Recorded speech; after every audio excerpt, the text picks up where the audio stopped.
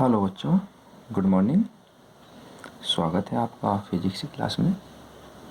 और आज का हमारा जो टॉपिक है वो है गॉस की प्रमेय के अनुप्रयोग, एप्लीकेशंस ऑफ गॉस थ्योरम। और इसी कड़ी में हमारा आप टॉपिक जो पढ़ेंगे वो है एक समान आवेशित अचालक गोले के कारण वैद्युत क्षेत्र की तीव्रता, electric field intensity due to a uniformly charge non conducting sphere. मैं आपको एक बात यहाँ पर बताना चाहूँगा। बात यह है कि मैंने ऊपर लिखा है आवेशित अचालक गोला। आप ध्यान रखेंगे, हम उस गोले को या उस बॉडी को अचालक या नॉन कंडक्टिंग कहते हैं जिसको आवेश तो दिया जा सकता है लेकिन वो आवेश उसकी सरफेस पर दिखाई ना दे, वो उसके अंदर वॉल्यूम में एक समान रूप से फैल जाए। ठीक है। अब जैसे हमने अपने पिछले आर्टिकल में किया था कि हमारे पास पिछले आर्टिकल में खोखला गोला था, इस बार गोला खोखला नहीं है। ठीक है, वो टोटली कंप्लीट स्फीयर है। और हमें वैसे ही 3 पॉइंट पर यहाँ external point, at surface and at internal point, 3 point पर हमें यहाँ इलेक्ट्रिक फील्ड इंटेंसिटी को ज्ञात करना है। अब मैं यहाँ पर आपको बताने जा रहा हूँ, suppose we have a sphere of radius R. ये रेडियस आर का हमारे पास एक स्फीयर है, ये इसकी रेडियस कैपिटल आर है। हमने इसको प्लस क्यू आवेश दिया, तो चूंकि ये नॉन कंडक्टिंग स्फीयर है तो आवेश इसके सरफेस पर नहीं फैलेगा। तो कहाँ फैलेगा? सरफेस पर नहीं फैलेगा तो वो इसके अंदर वॉल्यूम में एक समान रूप से फैल जाएगा ये चार्ज। ठीक है। अब हमें इसके सेंटर पॉइंट ओ से स्मॉल आर डिस्टेंस पर एट एक्सटर्नल पॉइंट पी पर हमें इलेक्ट्रिक फील्ड इंटेंसिटी को यहाँ मेज़र करना है।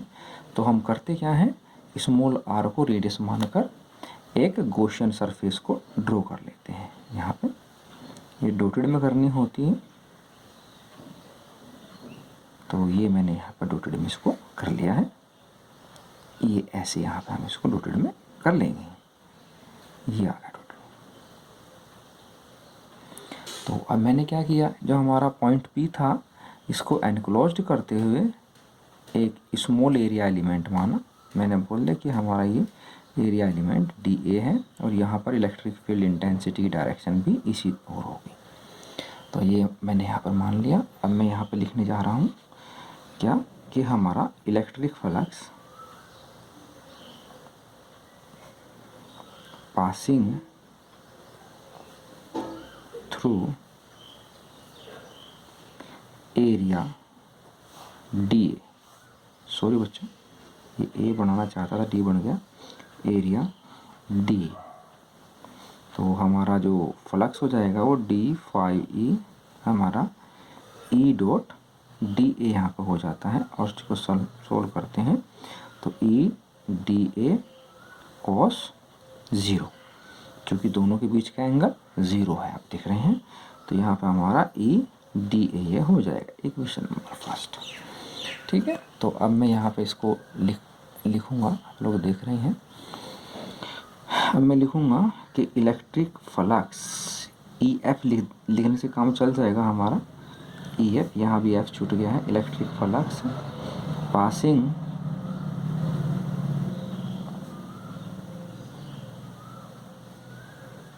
Through whole Gaussian surface.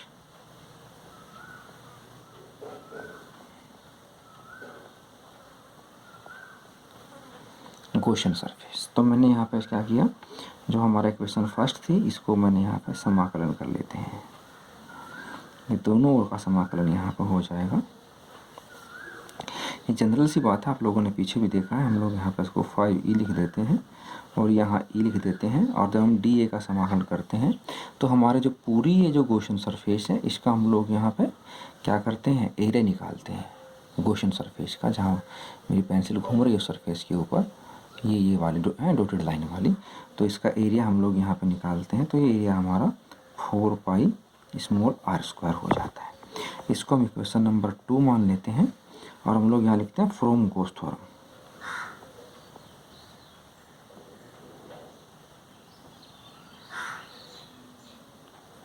From goes theorem. जब गोस थ्योरम से हम लोग करेंगे यहाँ पे, तो गोस थ्योरम से हम लोग यहाँ पे लिख देंगे इसको, मैं कैमरे में इसको दिखाने का प्रयास करता हूँ।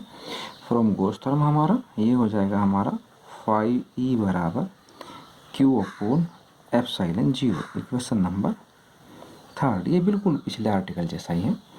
तो हम लोग यहाँ पे इसको लिखेंगे कि इक्वेशन फ्रॉम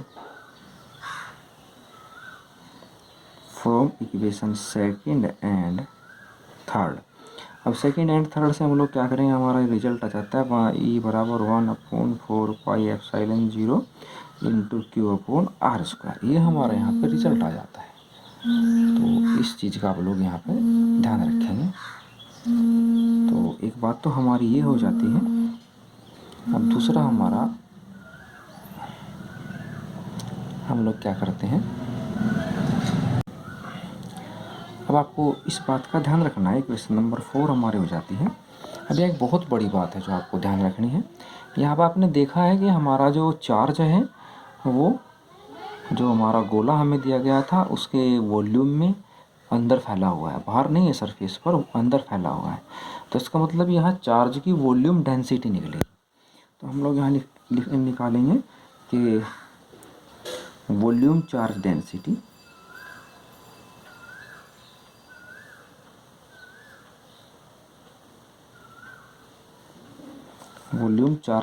तो वॉल्यूम चार्ज डेंसिटी हमारी यहाँ पर हो जाती है, हम लोग इसको रो से डिनोट करते हैं, और ये Q अपॉन V हो जाती है। और Q अपॉन V में हमारा जो ये गोला होता है जिस पर चार्ज है, इसका हम लोग यहाँ वॉल्यूम लिख देते हैं। तो वॉल्यूम हमारा 4/3 हमारा पाई कैपिटल R क्यूब आता जाता है बच्चा, ये ध्यान रखें हम लोग यहाँ पे। और यहाँ से Q का जब हम मान निकालेंगे तो Q का मान आएगा 4/3 पाई और R क्यूब इंटू रो। ये मान इक्वेशन नंबर 4 में हम लोग यहाँ रख देंगे। ठीक है, तो हम लोग यहाँ लिख देंगे कि फ्रॉम इक्वेशन 4 तो हमारा आ जाता है E बराबर 1/4 पाई एप्सिलॉन 0 इंटू क्यू के स्थान पर 4/3 आ जाता है हमारा, पाई आ जाता है, R क्यूब आ जाता है, रो आ जाता है, और अपॉन R स्क्वायर आ जाता है। तो सब कुछ यहाँ सोल्व करने के बाद जहाँ तक मैं समझ पा रहा हूँ इसको 4 पाई से 4 पाई कट जाता है हमारा।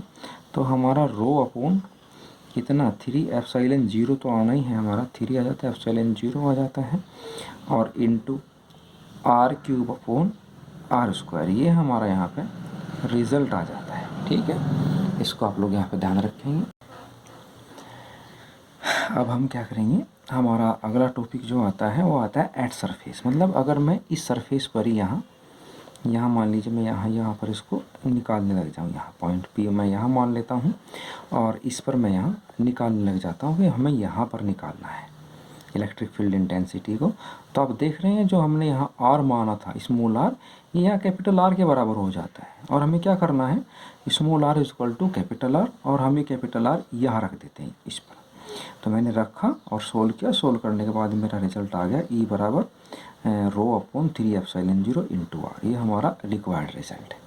अब हमारा एक बच गया इस गॉसियन सरफेस के इंटरनल पॉइंट पर। अब इंटरनल पॉइंट पर एक वो काफ़ी बड़ा सा आर्टिकल है, मैं उसको निकलवाऊंगा अलग से, इसमें नहीं निकालेंगे इस भाग में हम लोग। और सब बच्चे ध्यान से एक बात को ध्यान रखेंगे, चैनल को सब्सक्राइब और लाइक ज़रूर करेंगे, जिससे कि आने वाली हर वीडियो जो अपलोड होती रहे उसका नोटिफिकेशन आप तक आता रहे और आप उसको इस समय से पढ़ते रहें।